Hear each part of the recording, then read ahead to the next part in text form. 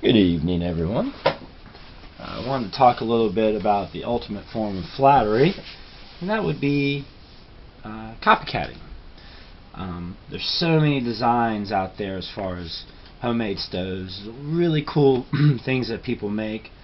A lot of genius work out there, and I wish I had time to make every one of them. I think it's really such a cool thing that I've gotten into.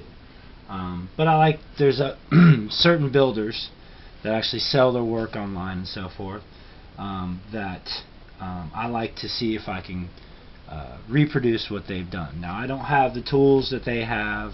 I don't have the access to different types of wicks and things like that. I just kind of wing it. So, I'm sure a lot of you can figure this design out of who inspired it and so forth. And this is just my way of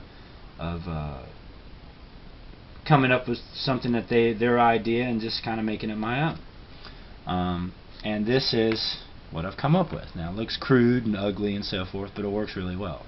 All this is a wick stove. It's 2 different diameter bottles, aluminum bottles.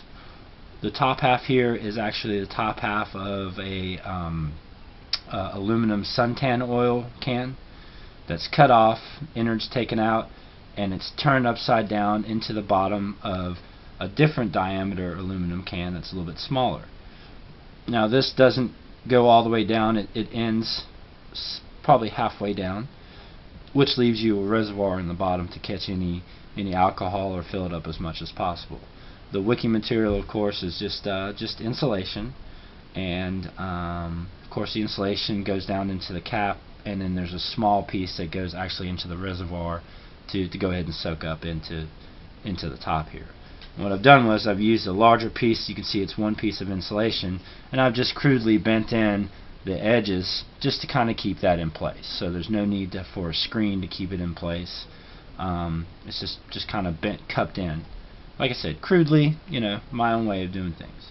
Now, one thing also this stove has is an outlet, which is this hole right here.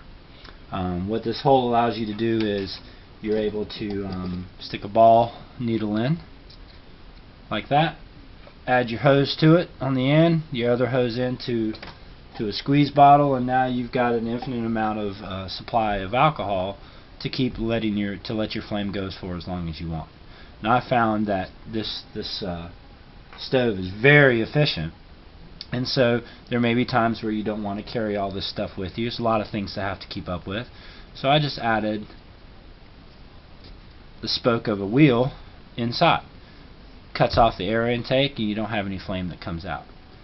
Now, what I've done also is taken a cat can here and just made a stand for it. Basically, same thing, spokes from a wheel of a bike, and I cut holes all around, and all you do is put them in between the 2 holes. So you got one there, and you've got, let's see here, where am I at here?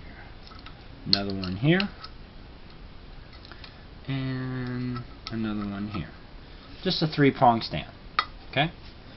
So, just going to show you how it works and give you some of the burn times that I've gotten on it. This just sets inside, of course, and we'll fill it up with a little bit of alcohol.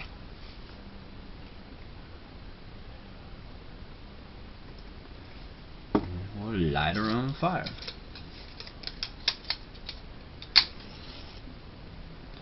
I'm not going to go through a whole burn test here or anything like that. I know we all don't have time to go ahead and spend on this, but just got some water in a Snow Peak Trek 700 with a cap.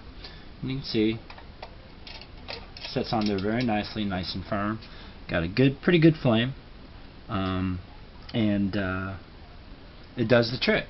Some of the burn times that I've had, the last one I did, I got 2 cups of water to boil in 6 minutes and 10 seconds, and filling her all the way up to the rim, as much capacity as I could possibly get, I got a total burn time of 13 minutes. So depending on what you want to do, you can go with or without the needle and the hose and so forth, or you can just go ahead and add as such. If you can figure out how much alcohol it takes to get that 6-minute boil, then that's all you need to take with you.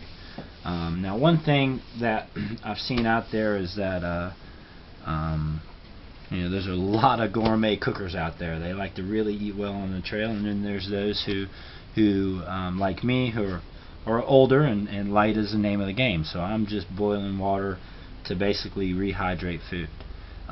So quick and light is the name of the game. Like I said, with this setup, also this builder, this designer, has made it to where you could do both. Like I said, I don't have the machinery to do what this guy does. I don't have the materials and so forth, but this just goes to show what you can do to mimic what some of these guys do and make it your own. You could possibly make it better even. That's all in the eye of the beholder. But I just wanted to share this with people to let you know, to let those who do sell these things online that, hey, we appreciate what you do and making this available to people, but also for inspiring others who make their own stuff, that there's certain things that they can do out there to tweak it or make it their own design. Like I said, under no circumstances am I bussing on people or anything, but it's such a fun activity to do, and the end result, if you can get it to work, is very rewarding. So like I said, just a really cool little stove. A lot of things you could have to keep up with as far as the spokes and things like that. I personally don't like that. I like a stove that's a pot all-in-one, a pot holder all-in-one. That just fits me. But this just goes to show you that you don't have to have all these fancy schmancy tools and materials to come up with something that's really effective. So again, thank you to all those who I've copied, and I hope I have mentioned you before, and thank you, because I found a really cool hobby and a lot of different designs out there that we can play with. So once again, this is a copycat stove, and I'm sure you folks will know who it's copying. And like I said, to me, the ultimate form of flattery is copycat. Well, I hope you enjoyed it. I hope it's quick enough. I didn't want to bore you guys. And have a good evening. Appreciate it.